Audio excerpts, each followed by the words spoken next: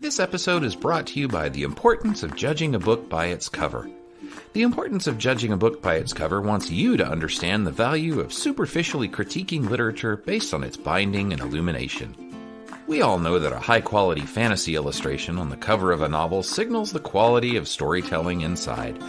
If a publisher doesn't feel confident enough to plunk down a massive stack of coin, even more than they can afford, in front of a genius illustrator or a hot new artist, well, that tells you everything you need to know about what they know about how enjoyable the reading experience will be.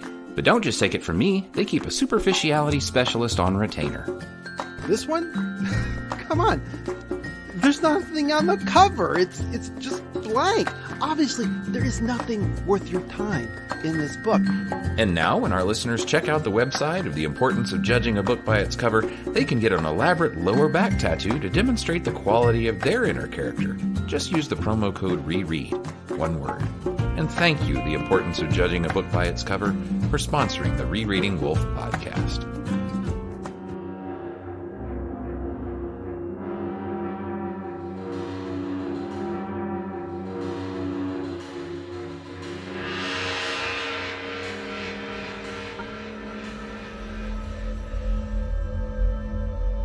Welcome to the Rereading Wolfe podcast with Craig Brewer and James Wynn.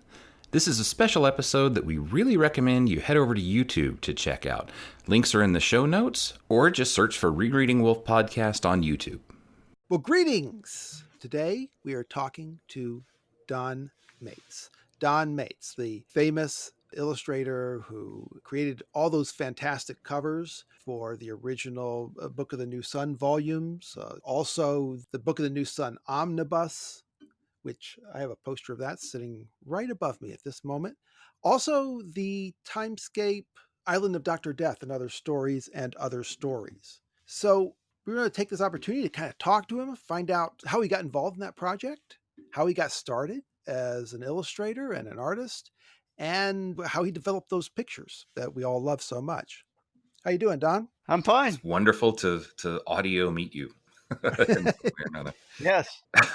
We're going to make a video version of this so that we can show the images that we'll talk about as we go through. So if you're listening to this just on the regular feed, we'll have a link on the show notes of where you can see everything we're talking about in lots of good detail. Yeah, I strongly recommend that you check out the YouTube. Just get off of this and go to the YouTube channel and check it out. But if you don't, Don has agreed to put the pictures that we talk about onto the Podbean site, and there'll also be a link to that in the show notes if for some reason you can't access the YouTube. Okay, so let's talk about the pictures, right? You got started on the project working for David Hartwell. You're really young. You're only out of art school like 4 years, right? Yes. To back up before that, I started doing comics at a very early age. I mean, I was very young, and my parents realized that, if they gave me a pencil and a piece of paper, I would entertain myself, and they liked that a lot. And I found out, when I was like 13 that I'm actually deaf in one ear. And that kind of made it so that I was more visually oriented. Sports really didn't do much for me because, they'd go, "Hey, Don, catch this," and I'd go, "Huh?" So it just didn't work very well. And I really got hooked into comic books because I really liked the idea of reading and seeing pictures at the same time. It just got my juices flowing to read the word balloons and the encapsulations and then see the drawings that augmented that. And so that was my basic background, and it kind of carried me through my entire career because words and pictures are what I've been all about for 40 years. On the back of comic books, there used to be a picture of Norman Rockwell, who was touting the famous artist correspondence course. And he'd said, "If you can draw Bambi and this pirate, we can make you an artist." I still remember those. Well, I said, "Well, I can do Bambi and a pirate, no sweat. And wait do you see my Batman, And so I enrolled, and my parents allowed me to pursue this. And I was like 13 years old. So I got an opportunity to have high quality professionals give me instruction through a correspondence course and do artwork that was way above my pay grade at the time. And it gave me a heads up and a leg up by the time I went to art school. So when I graduated art school, I was head and shoulders above your average person because I had background that a lot of other artists didn't pursue. I am so amazed that that's not a scam, because that's literally what I believe that was. Oh, right, yeah. No, I don't care what I draw. They're gonna say yes. Here, give us your money, and we're gonna pretend to teach you. But you're saying that really, really helped. Well, it's like this, you are right. They sent someone they sent someone to my parents' house, and because I submitted, they sent somebody there. It's like, anybody that sent anything in, they were going to jump on it because there was a live one on the hook. But the fact that I was one of the few that responded to it, and my parents allowed me to do it, and they said, even though he's only 13 years old, we think he's got some talent here, and the idea that I was being injected something creative and visual at an age where most people aren't that dedicated. And I drew like all the time. I mean, my high school teachers were like, I got really good grades, but it was all around drawing Spider-Man, Batman, and all the superheroes on the edges of the homework assignments. I remember I was, I could feel the education starting to slip over my head. And the guidance counselor I had said, well, look, you're in the top 10% of your class. You need to go to a college. You can major in art, but at least you'll have a degree to fall back on. And I looked at the various colleges that were within my area and within my budget, and I saw what was on the walls there. I even took an evening figure drawing class at something called the University of Hartford.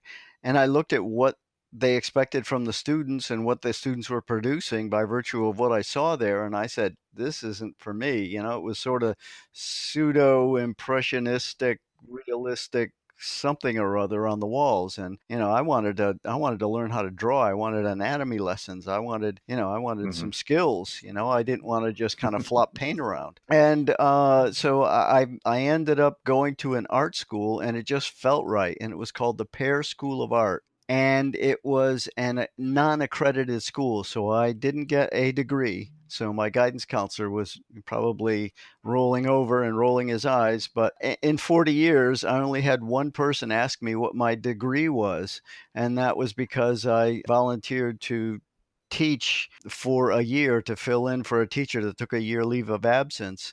And the vice president of academic affairs, after I was done teaching, I asked him, how well did I do? He said he did fine. I said, well, would you hire me? And he went, what's your degree? And of course I responded 98.6. He didn't appreciate that too much. But anyway, when I left that art school, it was right in the heyday of when Frank Frazetta was producing the artwork that was changing the publishing industry. I mean, they were scrounging for authors to write something like Robert E. Howard so they could expand what the base was for doing heroic fantasy.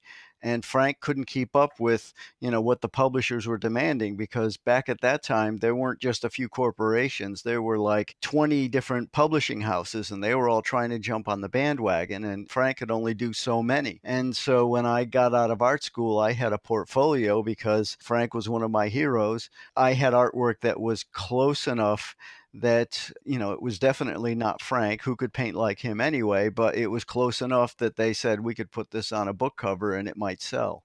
So he opened up a whole industry for people like me coming out of art school that wanted to join into the paperback industry. And so that gave me an opportunity to do book covers at a relatively young age. So within a couple of years of graduating art school, which I left in 1976, by 1979, I did, I'm double checking my records here to make sure. I did The Island of Dr. Death at the end of 1979. So I was within 3 years of art school when I started doing Gene Wolfe covers.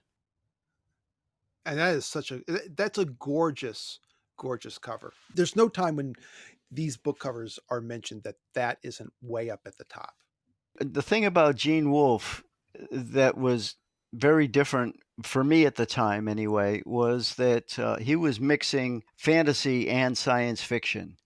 And it's a tough nut to crack for a book cover because there are eye hooks for fantasy art. You know, you have your swords and you have your dragons and you have your, like scantily clad women with tigers and all this, and that's puts you in the fantasy realm. And then you have, spaceships and technological things and spacesuits and things that put you in the science fiction realm. But Gene was writing both in the same book. So you had to combine those and you had to figure out which one was going to take precedence. Was it more science fiction? Was it more fantasy? And, so he was one of the first authors that I was reading that was actually doing that kind of thing. And it made for a difficult mix visually for book covers because, they wanted to put you in the fantasy rack or the science fiction rack. And Gene was in both racks. I'm just going to describe it, even though people can obviously see it. Looks like some sort of a caveman with a jetpack on his back. He's on a tropical island. There's monkeys sitting around. Is this inspired by any of the stories? Yes, it was. Gene wrote a story about some kind of an island that was the whole island was a psychiatric unit. Oh yeah, the island, the Death of Dr. Island. Yeah. Yeah, and so, the people that were on the island were actually being treated, and the monkeys were the analysts watching the reactions of what was going on. And, I had to show that it was a science fiction thing, so I put an air hose and a utility tank on the back of this caveman with a spear who just found out that, he could make fire. And meanwhile, there are technological lampposts, if you will, in the distance coming up out of the water. So it was an odd mix for a book cover. Right. Now the composition of this, for instance, were you told, okay, the title is going to go here and the back page is going to go here, so you need to arrange everything? Well, yeah, I had done enough book covers and seen enough book covers to know back then you got to realize it was different back then than it is now. Now it's all completely different. But back then, some things were obvious. One was that books would be on a rack, and sometimes the bottom part of the book would be hidden by the book below it. So the title and the information needed to be at the top. So you knew who the author was, the title of the book, and all that. And that's been pretty standard, but back then it was essential. So the artwork was sort of an enhancer for that. Nowadays, you have the art at the top and the type at the bottom. It doesn't matter because they're not selling. And the other thing that was different was back then they were actually selling the books from what was called the cover flats. And that's not being done anymore. Back then, they would print the book without the cover, and the flat sometimes on the back side would have information about the book, and they would show those to the distributor buyers, and the buyers would actually look at what the cover said and what the blurb said on the back, and they would decide from that flat book if they were going to buy it and put it in their stores or not. So literally, the covers were selling the books. So this is where, Frank Frazetta was really selling things because they didn't need the book. All they needed was Frank's terrific artwork of these muscular men and half-clad women. And a lot of the distributors back then, or the sales buyers, were actually truck drivers that made good. And so you're literally selling to a truck driver crowd who was buying the books that were going into all the chains and the mom and pops and all that. Yeah, I remember David G. Hartwell saying that sometimes the illustrator, the cover artist, was making more than the writer of the content inside. There were times, but another thing in the reverse of that was that a lot of times, especially for me, if you couldn't get a Frank Frazetta, you got somebody who could possibly do as decent a job at a fraction of the money. And so they were always looking for the talented artist just coming out of art school that they could undercut someone who's been in the business for a longer time. So it was good for me at the beginning. And then later on, it became a problem because I worked my way up the pay scale till I worked my way out of business. and that's the way that is.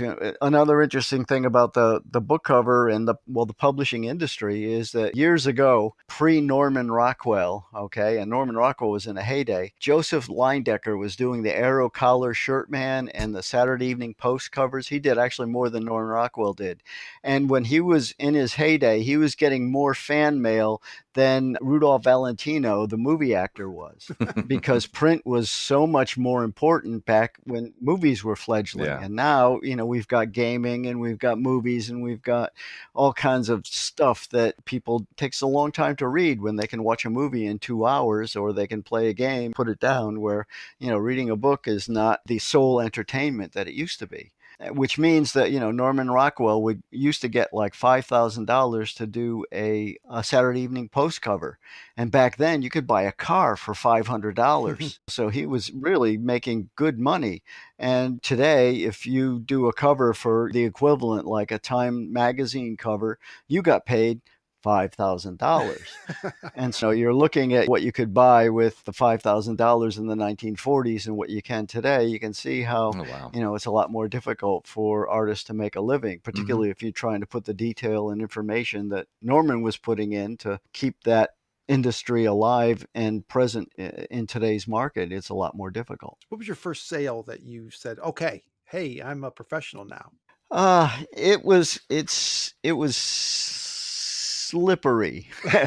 And the reason I say that was that when I was in art school, I was almost working for the comic book industry. I ghosted for an artist called Jim Aparo, who was doing work for DC. He was the Aquaman artist, and he did Batman stories and things, and he lived near me, and he took me into New York, and I met all the comic book artists, and I actually had a couple of black and white sort of interior advertisements published, and they were grooming me to be a comic book artist.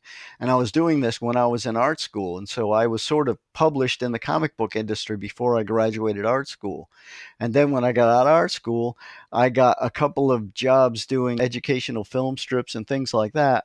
But in the fourth year of art school, they invited some artists to come back for a fifth year and sit in on various classes if they wanted to. And I sat in on extra figure drawing classes, and I would work on my portfolio and show it to the various teachers and get their comments.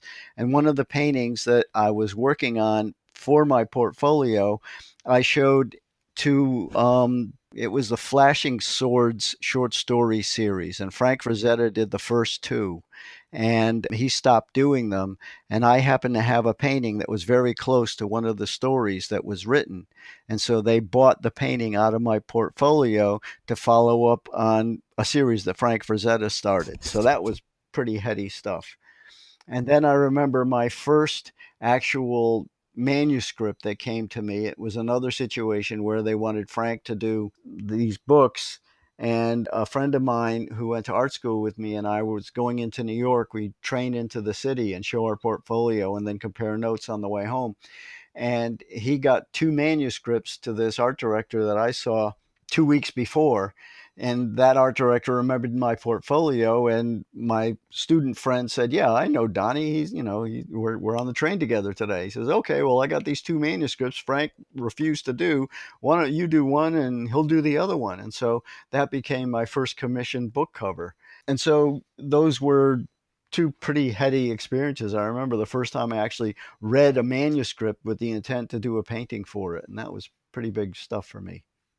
That's awesome. So I am curious because you do the kind of covers that I still wish we would get more of, which are the somewhat surreal but the very colorful. I mean, I don't want to quite say psychedelic, but some of them really do kind of have, with the bright colors and the changing colors, especially from some of the ones that I'm looking at here from like the 70s and the 80s. There's one actually that I don't know how well you remember them in particular, but this one I just love it, called oh shoot, where'd the book title go? But it's just an astronaut surrounded by a sort of blue hazy, I don't know, spacescape. Catchworld. That's it. That's the one, Catchworld. I love that. I mean, when you talk about Frank Frazetta, everybody thinks of the women and the guys, but I always think of the edges and how mysterious and strange the edges and the background and the landscapes are. I don't know if this is quite the same, but it has that more, I don't know what you'd call it, impressionistic kind of background that so many things. Back then, it was interesting for me because I was starting to get like a lot of work, and I had an agent for a time, and that was actually a painting that I got through a book cover agency. And the story was kind of nebulous, and so I kind of made a nebulous background. And I remember that the background was developed by putting paint down and then dribbling turpentine and then lifting it and then going into the turpentine with this various spatters and things and trying to make it look eerie. And unfortunately, I never got that painting back from the publisher. So it's been one I've been kind of looking for, if you will, because it was something that was stolen from me. And back then, Frank Frazetta changed things because he was saying, I want to get my originals back. And a lot of publishers before that, they would pay like a couple of $100s for a book cover and keep the artwork. And they would give them to their sales people if they did a good job, or a lot of times there was a lot of artwork that was literally in dumpsters behind the publishers. And Frank kind of changed that. He said that if I get to keep these things, then I'm going to put more effort into them because it's my artwork, and I'm going to keep it. And eventually that changed the laws in New York State so that now it's when you do original art for a cover, you own it. It's not the publisher's property anymore. And for a while there it was. And so, I made a point of every time I delivered a painting, I would try to get it back. And I could tell you stories about seeing people in publishing houses when they're moving from one floor to another in a building. You would see this person with a cart just loaded with artwork, and it's piled like 3 feet high, and they're bouncing off the walls with it to get it to the next floor. And it's like, I'm thinking, oh my God, these guys worked so hard on these covers, and they're just slapped together. I mean, art directors didn't have very big rooms and no storage, so this stuff was just piling up. And I remember at Warren Publications, where Frank Frazetta did a lot of work, and I did too. They had a filing cabinet, and they just put paintings on top of the filing cabinet. And when you went there to get your painting back, they would just lift up the corner and yank your painting out, and it would get scratched as they pulled it out. And so eventually it got to the point where the artist said, no more. We're just going to give you transparencies, and then you're not going to get the original art. I lost a number of paintings, and back then my agent said, oh, don't cause waves, Don. So they were literally giving my paintings away still. And like I said, the industry has changed quite radically. That's rough. That's rough. So how much interaction, if any, did you have with the authors when you're doing these? None. Yeah, that's what I thought. That's what I've heard. Yeah. Just about most of the time, it was just handed to you. Like you said, you were given a manuscript and come up with something. Well, it wasn't just that. And particularly in the case of David Hartwell, I was going to something called the World Fantasy Convention. Mm-hmm. And we'll talk about that a little later. But that's where I met David Hartwell, because usually I would just work with the art directors. And the way it worked back then, the art directors would pick the artist and they would hand him a manuscript, and the art director would say, well, it's about this, and we're looking for something like that, but come up with something on your own if you like, and show us some sketches, and they'd leave you alone. And beyond the art director would be an editor or the editorial staff. And back then, the editor and the art director were the ones that were pretty much guiding what the covers looked like. Eventually, what happened was the sales force got involved, and so the sales force was dictating with it became part of the mix. And then marketing got involved with the mix. They would say, well, look at, dragons are selling this month, so find a dragon in a story and put that on the cover. And then after that, the accountants got involved. And so you had the art director became less and less a person of authority for the artist, and it became a decision by committee eventually. But when I was doing these covers, I was working with an art director. And when I did the first book for Gene Wolfe's Book of the New Sun, The Shadow of the Torturer, I went off on a tangent and said, ooh, it's about a torturer. I get to do something with a torturer. And I'm thinking, oh boy, Frank Frazetta, I can do something like that. And that's how I got a more medieval feel to one of the sketches I did. And David Hartwell was involved in the meeting, and I guess he read the story and the art director hadn't, and he said, no, we want more science fiction. So I went and changed the look of the sketches to be more futuristic, which is why I made that really weird tableau for the torturer to be standing on, because David Hartwell pushed me in another direction for these books. And I'm glad he did, because the medieval part was sort of an overlay for all the science fiction that was going on.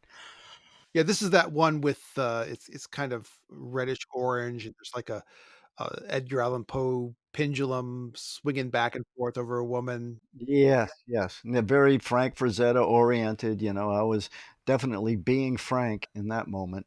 And it really didn't suit what was going on in the story. But I got all hooked up in this character who was a torturer, and he's like not just an evil guy. He's really feeling bad that he has to torture this woman who he's falling in love with. So there was a lot of angst going on in that, and I was trying to portray that as a cover, and it just wasn't suiting what the rest of the series or what the rest of that story was about.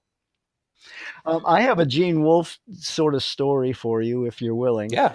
since it's a Gene Wolfe thing. He was guest of honor at a World Fantasy Convention, one of those that I mentioned before, where all the authors and publishers and everything, and he was one of the featured guests.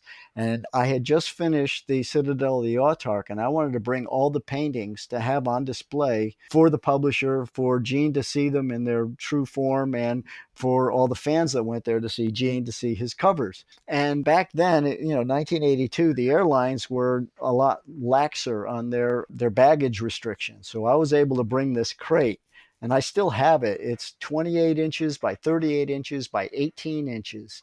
And the sucker weighed like 100 pounds. Right. And I put, these masonite, heavily framed paintings in that box, along with a bunch of sketches and things, and got on an airplane in Hartford, Connecticut to go to Chicago. And there was it wasn't a direct flight. I had to stop in New York City to catch the connecting flight. And there was a delay in Hartford, and the plane didn't get off on time. And when I got to New York, they said, hurry, hurry, hurry. You're going to miss it. The next flight to Chicago is going to be leaving soon. And I said, well, will my luggage get there? Oh, yeah, yeah, yeah, yeah. And it was a different airline. And so I got on this other airline, and I was like the last guy on the plane, and poof, here I am going to Chicago, and I'm waiting for my crate to come off, and it wasn't there. And so I'm going, well, where's the crate? Oh, well, we'll find out, we'll call this number, So I had to go to the hotel, and I called this number, and they said, oh, well, we gave that to the other airline. And so I went to the other airline and called that number, and they said, oh, no, they never gave it to us. We don't have that. And so I'm going back and forth between these two airlines trying to figure out where my artwork is. Meanwhile, it's a weekend convention. It's Friday. I'm supposed to be setting up the art, but there's no art. And so I'm literally on the telephone the whole weekend trying to get the artwork to show up for Gene Wolfe's big weekend. And the other part that was kind of bad about that was that I used my underwear and socks as stuffing. And so the whole weekend I'm going, oh my God, this is getting bad. Finally, I was literally hoarse. I couldn't talk to people because everybody's going, well, where's your art, Don? So I had to explain to them just after I get off the phone to the airline and then to the other airline. And so I was literally hoarse. My throat was killing me. My socks stunk. It was bad. And just on Sunday afternoon, like an hour before I was catching my flight out, the box arrived. They were tearing down the art show, and I managed to get Gene over to the art show, and I opened up the box, took the paintings out of their wrapping, showed them to him, and then put them back in the box and went home. Stressful. So that was a frustrating little weekend for the artist. Yes, yes, we've had those. And I have a very nice book of Shadow of the Torturer that's signed by Gene Wolfe, and he actually wrote and underlined my favorite. So of all the books that artists have done covers for, he liked mine the best. This one that for Shadow of the Torturer, it's positively iconic. It's very symmetrical. The clouds in the background, they're like an N.C. Wythe painting almost. And then I noticed that as they progressed, each one got a little bit less symmetrical and a little bit more edgy, really. You have, I don't know what to call it. I'm only familiar with it in comics called a Kirby crackle. Jack Kirby would have these space science fiction clouds going on. And you kind of got that going on in Sword of the Lictor and in Citadel of the Autarch. And once again, the coloring gets more diverse, less pastel, and they're less symmetrical. Was that a change in you, or was that a change in the process? The only thing I can say is, I think what I was doing at the time was building on the intensity. And I'm saying this in hindsight because there were numerous other paintings done in between the time I was doing these. The first one I did in 1980, and the last one, yeah, Citadel Autarch, 1982. So it was a period of 2 years, and in that period I did probably 20 paintings or more. I'm looking at them myself here in a row, and you can see that they are getting more complicated and more intense as they progress.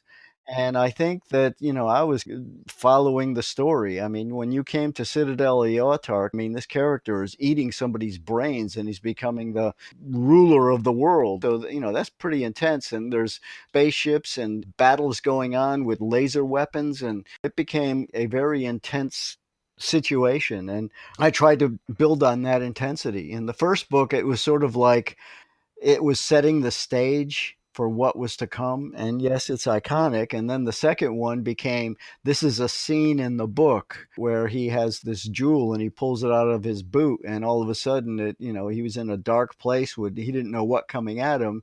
And this thing lights up and it blinds everybody and it's going off like a flashbulb.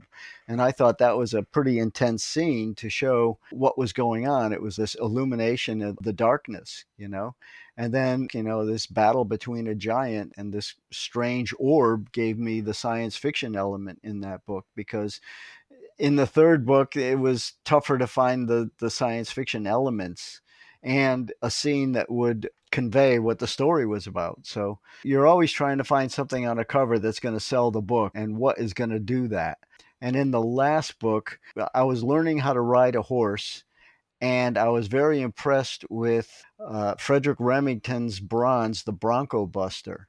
So I very much used that as a model for Severian riding this horse. And, I chose a black horse instead of a piebald because I really didn't want the black and white. I wanted an outline, a shape, a dark shape, and not a broken up shape, so that you would see the character off in the distance. And I had a lot of trouble with that painting because I really tortured him. I gave him blue skin and singed hair, and I really did a job on him on the book cover. And it was the one painting that I hadn't sold, and I had here for a number of years. And every now and again, I would pull it out and do a Frank Frazetta where I would add something or change something. And I decided what I wanted to do was have the laser weapon in his left hand to cast a blue light on his flesh tone rather than to make his flesh tone blue.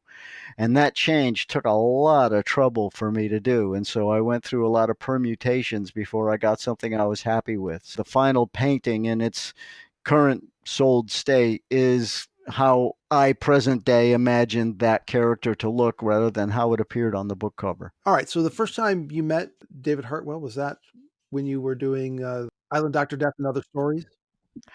David worked for Timescape, and that was Simon and Schuster, I believe, pocketbooks. And I like I said, I would go into New York and I would show my portfolio to any book publisher there was, and I ended up getting that Island of Dr. Death story. And I'm not sure that David wasn't aware of me because I was going to these world fantasy conventions.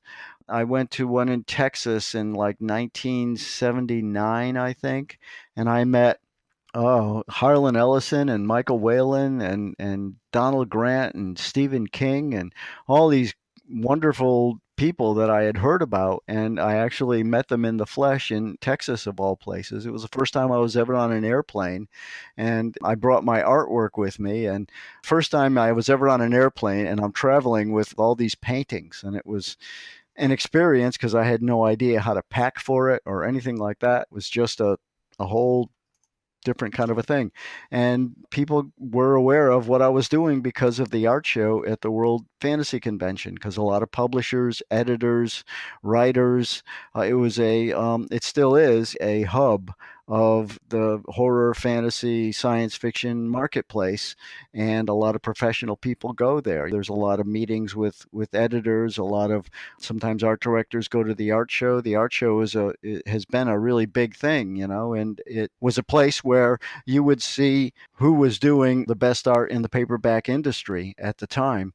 And you would go to a publisher's party in the hotel room, and they would have all their book flats all over the walls, and you'd be sitting there schmoozing with authors whose books were on the wall and editors who were buying those authors and the art director that was buying your work. So it was a really nice way to have them see the original artwork without having to go into New York City. You saw actually as many people as you would by going to 10 different publishers and more. So it was worth the trip. So after you did the Shadow of the Torturer cover, was it pretty much understood that you do the rest of the covers, or did you have to resubmit? The nice thing about the paperback industry is if you do a good cover for a series and it's selling, when it's released, they're going to come back to you because they want to continue the sales. There's a saying, if the book sells, pat the author on the back. If it doesn't sell, blame the artist. Well, that's nice that you have all these series then that you gotten to work on. Like, I mean, you got Raymond Feist. Yeah, well, thank the reading public for responding well to the artwork. I mean, I think that it's a marriage. And a lot of times, and you can see it today in the self-pub industry, where the typography that is selected for the covers is so important. A bad type that just doesn't go with the story or with the artwork ruins it. It really makes it so that you're losing the impact of the artwork if the artwork is on the money for the story. My wife is an author, and she writes edgy fantasy. It's not romance, it's hardcore fantasy, serious stuff. And whenever they put a typography on it, they go, oh, it's a woman because whoever does the type doesn't read the books. And so they do something flowery, and it really doesn't suit. It's bad. And the name of your wife is? Janny Wurts. Fantasy author Janny Wurts. Way to bury the lead, Don. But anyway, we were talking about typography. And so when you're dealing with a major publisher, they understand that type is really important, and they hire typographers to do their type design. And these people are professional, and they understand how to merge art. And this is where, if anyone goes to the YouTube site and they see my sketches and things, the reason I do very detailed sketches is for the typographer. They can see what's coming, and they can design the type for what is in front of them. And so if I keep the sketch and the finished artwork reasonably close together, then the typography won't do something really bizarre to the picture. And also it gives me some extra time because they don't have to go, hurry up and give us the painting. We got to get it into production. Well, production can already start if you have a really good color sketch for everyone involved to work with. Sometimes they've actually taken my color sketches and used them in their pre-sale of a book. Sometimes they have a catalog that comes out ahead of when the book is published, and they will use sometimes a color sketch to promote the book to show what's coming, so that isn't just a blank page. At least there's something there, and that gives me a little extra time because they're already pre-selling the book and they don't have to have the cover at that particular moment. Because sometimes things get delayed, and sometimes the author is late and I don't have a manuscript, or I have only a partial manuscript, or they call me because an artist has backed out at the last minute because of, a health problem or something like this. So schedules can be all wonker-jawed, and so sometimes things get pushed.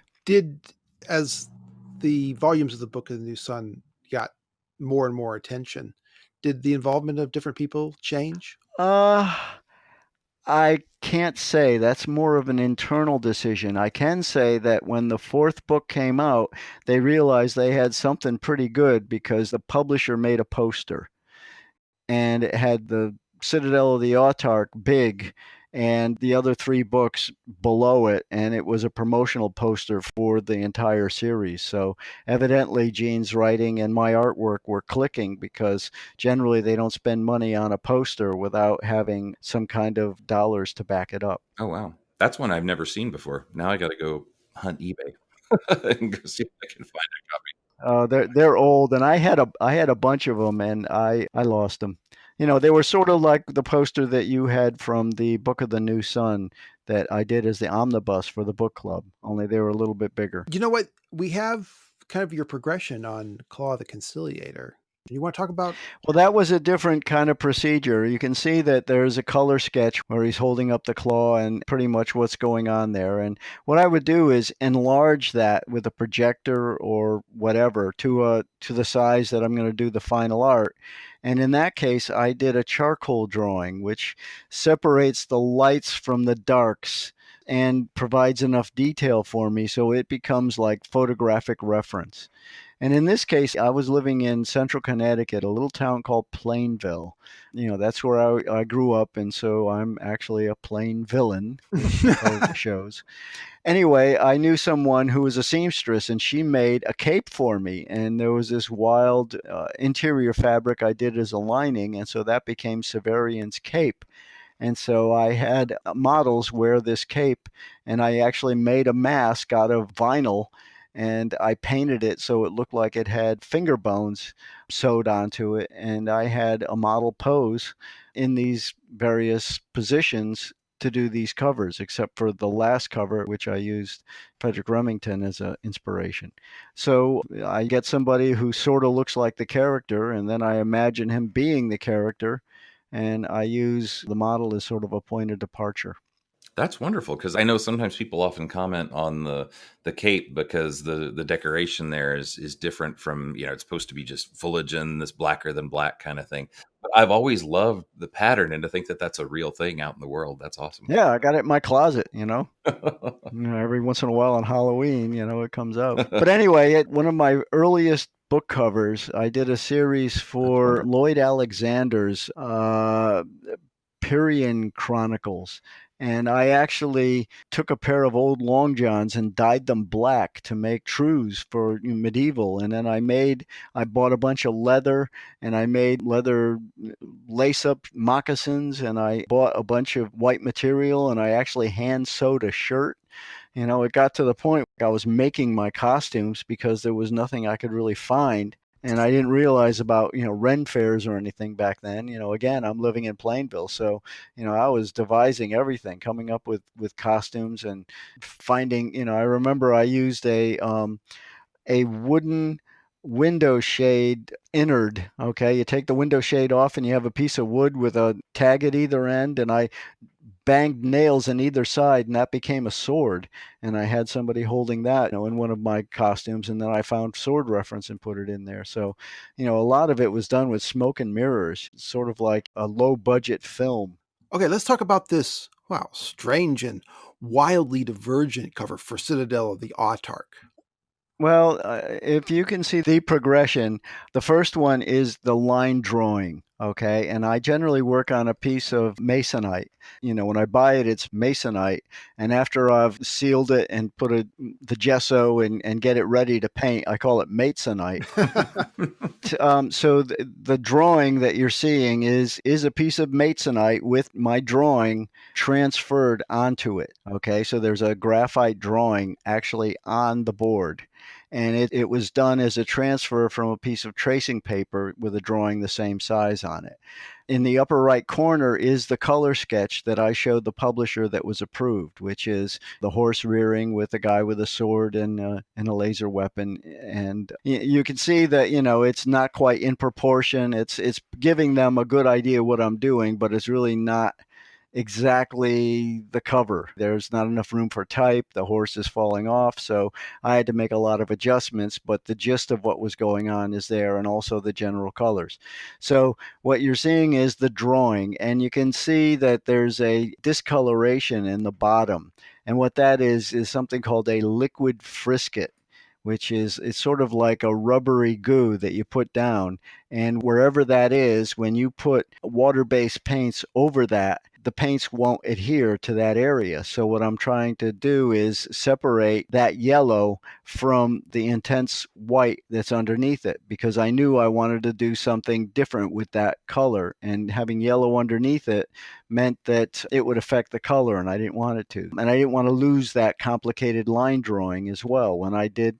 And when you see the first rendition, I call it the underpainting, it's all just burnt sienna against a yellow. So it's two colors, two tones. And I rubbed off the rubber cement, and that made it so that I could paint the horse without having to paint around that weird smoke that's in the foreground. And you can see on the next one where I added a darker brown or a black to the horse and to the figure, I'm adding another layer of paint. And then the final is when I added all the other colors and the spaceship and the orange and everything else. So it's sort of how I progress that painting. Some artists go from the upper right-hand corner to the lower left, and I'm not one of those. I have to work the whole thing all at the same time. All right, well, let's talk about the New Sun omnibus cover. We have some great transition pictures here. Yeah, well, I did one with a light background and trying to bring back the Shadow of the Torturer cover and do sort of a homage to that. But then I got hooked into remembering how Gene Wolfe wrote that in days gone by, they actually brought the moon closer to Earth through technology and started to terraform it. And so I decided to make the moon much bigger in the sky and suggest very subtly little bits of green spots on the moon to show that this is Earth, but it's definitely a changed Earth. And I wanted to have more technology. So, I wanted to have laser lights going off and castles that really weren't castles, and castles in the background that actually had torches on the outside. So it was like this futuristic cityscape, but there were torches lighting it up, which seemed to me was a good way to show what Gene Wolfe was talking about. Like Stephen King said, the world moved on. That's great. And one thing I had never really paid attention to until just now is that that's the only one where the sun shows up, since the title is Book of the New Sun. But that's really Yes. the only one where you see it. And I love that it's at the bottom. It's not way high in the sky. The fact that it's setting or rising, one of those is perfect. Cool. Well, that one to me is my favorite because I think it was truest to the character. I mean, I read the books. How do I explain this? It was like I was reading them as they came to me. And with the omnibus, I was able to read all of them at the same time and get a feeling for the entire scope. And that was sort of unique for me in doing, that painting. And also you changed, it looks like in an earlier version, he's holding the sword ready. And then in the final version, it's down. Do you remember why you decided that change? No. Figured it'd be a while back, but thought I'd ask. It may have been, like a typography situation too. I don't know. I agree with the final version. I'm looking at it now going, maybe I should have had the sword up. I don't know. No, I think having it down like that is much more, Severian's a thoughtful, contemplative guy. Yeah. And yeah, that seems to fit. Yeah. The sword was a symbol more than it was really something. He wasn't like Conan the Barbarian hacking people every time he turned around. It was a symbol of his station, so to speak. And then after that, you've since published a book of watercolors, which include alternate watercolor covers for the four. Well, they're not covers. What these are people have said, "Oh, Don, I got the Gene Wolfe book in hardcover. Could you do a drawing on the inside for me?" Oh. And so these are called remarks. And I've probably done 500 of these, if you could imagine, for various Stephen King titles I've done. And someone wanted me to do Severian for the books, and one of the collectors wanted me to do one for each of their books. So there's one for Shadow of the Torturer, Citadel, the Autarch, Claw the Consolidator, and Sword of the Lictor. And those were actually done for the book. And then there's one that I actually did for someone, and it is for Citadel, the Autarch. And he wanted me to do it as a watercolor on watercolor paper, not in the book. And I really enjoyed that because I was able to use watercolor paper and not the cheesy stuff that they publish in bound books. It's a frustration for me to try to, I want to do a really nice reminiscence of what's going on in color, and the paper of the book just won't let me do what I want. So I have to be really careful so that I don't destroy the paper on somebody's book.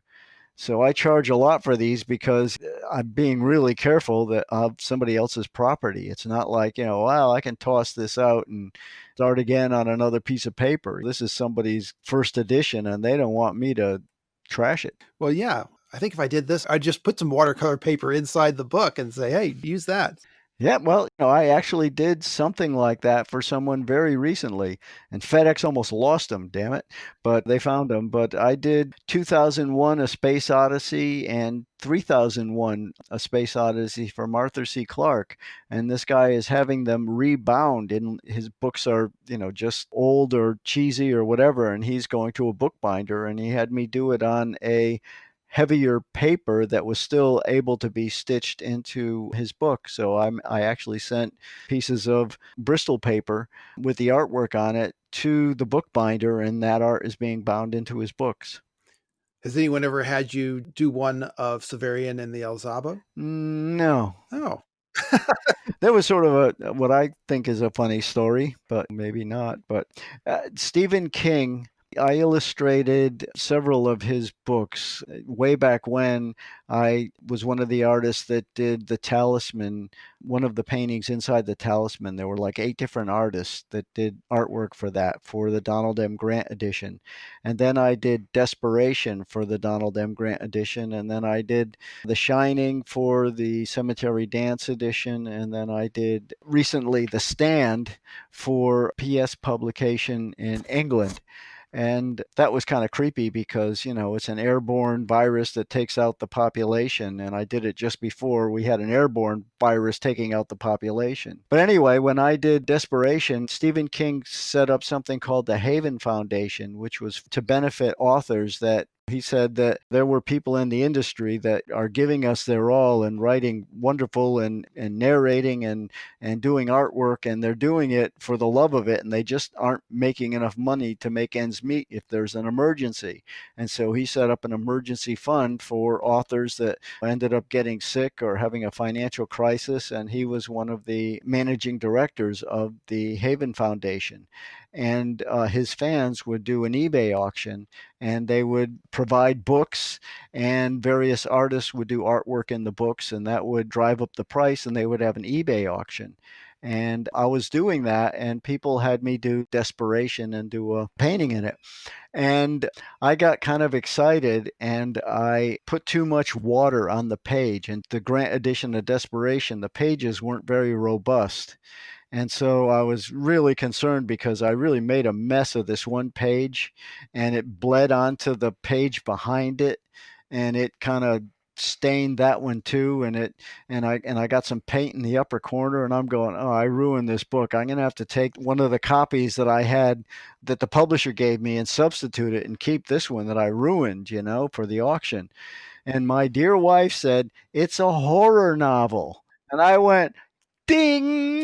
Okay, so I just added like a lot of watercolor blood stains to the mess that I made of the book, and it really and then I tore into the pages. We actually had in a scene in the book, a vulture is tearing at this one guy's hair and really mangling him, and we have a petrified crow claw, and so I literally went at the book with a crow claw and ripped some of the pages, and then added blood stains to the rips and stuff, and that thing sold like you couldn't believe on this auction. I actually made more money by destroying the book than I did if I had replaced it with a pristine copy with a nice drawing in it. Okay, the Don Maitz official webpage, it's Paravia, PARAVIA.com. It's actually Paravia. Paravia. But Paravia is the Spanish version. And Paravia is actually a continent in my wife's major book series. And we thought that, we'd go continental with our website. Well, I'm going to put a link to that in the show notes. A word of sort of warning, and that is that I share the website with my wife. Since we're married, she's an artist and an author, and she does all her own book covers, which is pretty incredible. She just renovated her website, and we're in the process now of renovating our studio shop, our web store, and I will be renovating my part of the website shortly. So it's working, it's just a work in progress. And I urge people to go to my wife's website because it's really cool. She really did some cool things with it. And if they just go to the base at paravia.com, they'll have the option of going to either yours or Janny Wurts's. And like I said, my wife is one of the very few, well, I think she's probably one of the only women working today that actually does her own book covers, writing a major fantasy series. Oh, wonderful. Which is very cool. Pretty unique to begin with. And her fantasy series is very much in keeping with Gene Wolfe's Book of the New Sun, because you can't skim it. I mean, Gene wrote that so that, you have to pay attention. There's stuff going on there that is percolating. You know what I'm saying? It's like there's a depth to his writing in those books. And that's definitely what my wife is writing in her Wars of Light and Shadow series. So if you like that kind of depth in reading, then you might enjoy her Wars of Light and Shadow series. It's not for everybody. There's so many people don't like her writing because they skim, and you really have to pay attention to what she's writing in those books. And she's literally right now on the second half of the very last volume in an 11-book series. Robert Jordan wrote a huge series, but he kind of passed away before he finished it. Yeah. And George Martin is sort of, we don't know what's going to happen with his, but Janny is literally finishing up a huge 11-book monster. So that's kind of cool. Yeah, I was going to say that's the best advertisement you could have, is that it's done and she's still alive. I remember someone said that George R.R. Martin said, people are afraid that you're going to die before you finish your series. And he said, do you know how insulting that is? F you.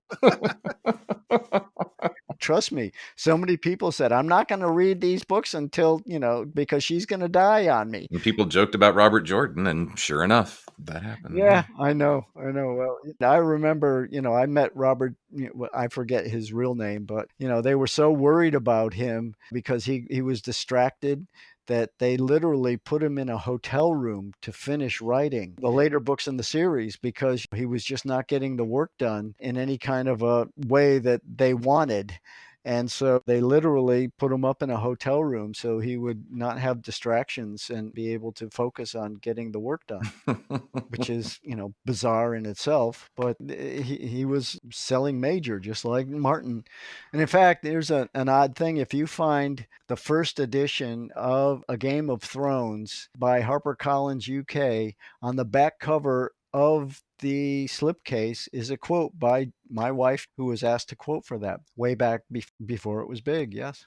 If you're curious, there are 2 books, and one of them is my favorite, and that one is called To Ride Hell's Chasm. It's a one-off. It's a wonderful adventure story, and it takes place in like 5 days. It's really fast-moving. Starts slow, moves fast. Every character has authority in the book. There's no She's a very tight writer, and she delivers like Spielberg at the end of a book. So, and her Wars of Light and Shadow are done so that they're progressive, but there's an ending point after every volume. So it's not like she hates cliffhangers. And another book that she wrote that is a really good one if you want to try her work is Master of White Storm.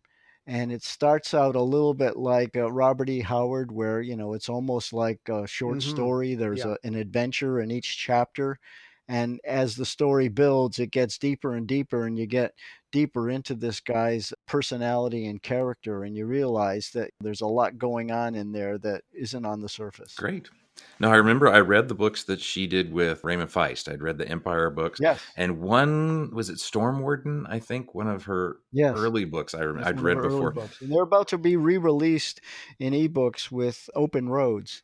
But the Empire, and this is one of the problems that she's encountered, is that so many people have read those Empire books and loved them, and they go on to her writing and they find that they're falling off a steep cliff because her books are much more dense than those books. They read quicker. You can bounce along on those books. Her books, even I'm who's used to her writing, have to Yeah. reread the first chapter just to get Yeah. into what she's doing because it's that dense. She doesn't waste a word and she's very specific. There are librarians that go, wow, I have to go to the dictionary to find out what meaning she's using to get the inflection that she's putting into this particular, so they're very sophisticated books, and they're made, hopefully she's going to get that.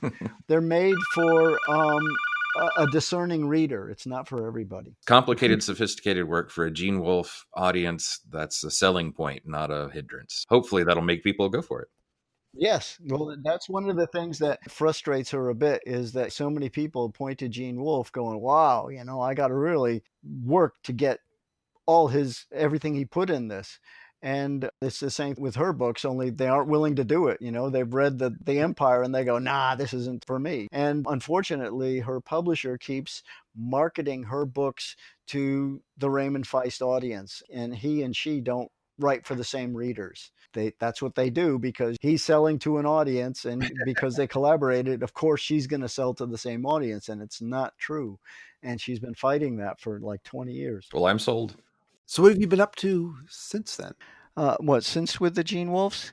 Actually, the publishing industry has gone through some major changes. I don't know if you're familiar with them, but back in the days, when I was doing these covers, there were a lot of publishers. There were, we had Pocketbooks, which was Simon and Schuster, and they had several different imprints.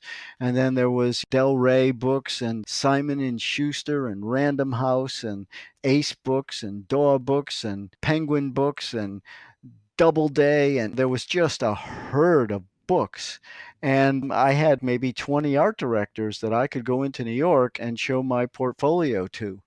And what happened was corporations decided that they were going to buy up book publishers to go along with the movie industry that they bought up. So you had people like Time Warner and Sony and Bertelsmann. And so, what ended up happening was there were these mergers. And now there are only like 5 or maybe 4 major book publishers.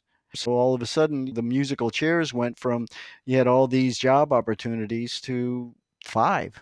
And then they decided that, well, we really don't need artwork to sell books. We can use digital imagery or Stephen King doesn't need a artwork. All he needs is his name on it and the title. And they were going for major bestsellers, and they were going for new authors.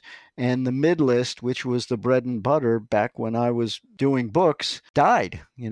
So many authors have gone by the wayside because, they wrote constantly, but there were fewer and fewer places to write for because of all these mergers. And also there's something called the Harvard business model, which said that, in the old days, 10% profit was perfectly reasonable. And if you had all these books out there, that 10% added up. But Harvard business model said, no, you got to make 20%. And all of a sudden, the books that weren't cutting that 20% grade in the mid list were dropped. And, a lot of books got orphaned because you would have a merger. And whenever there was a merger, you would have, well, we got 2 art directors now. We don't need 2 art directors. We're only publishing so many titles, so we can get rid of half of our list. And so everything shrunk, and including artists to do the covers. And then added to that, you have digital imaging, which is a lot cheaper than paying an artist to just actually paint something. Now, there are still publishers that are hiring artists like myself, and 2 of them that come to mind are Daw Books, which were in business back when I did a number of covers for them, and Bain Books, and I've done a few covers recently for Bain Books. And they like, the old-timey, let's paint a cover. They do some digital, but they still like painted covers. And so, a lot of artists that were doing book covers have gone either into the fine art market or have gone digital or have left the field entirely. Yeah, as someone who I just much prefer to have physical media, those covers, I love the stuff inside, but the covers are like having art that you can hold in your hand. Especially if a cover really augments the book.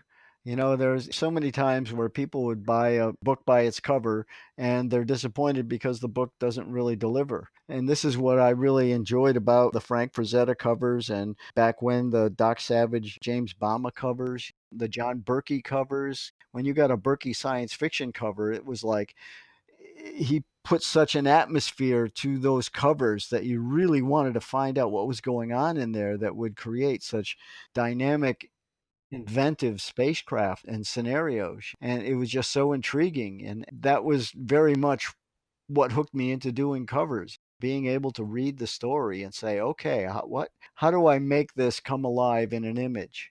That to me is part of the mystique of doing this. It's like, how do I make this character come alive? How can this scene become something that I can visualize? So what's the future of?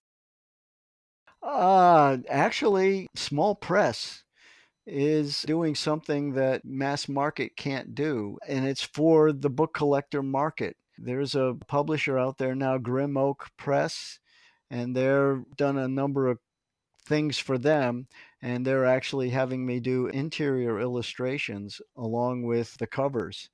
And they're actually reusing some of the covers that I've done for Raymond Feist's Empire series, and I'm doing black and white interior art to augment them.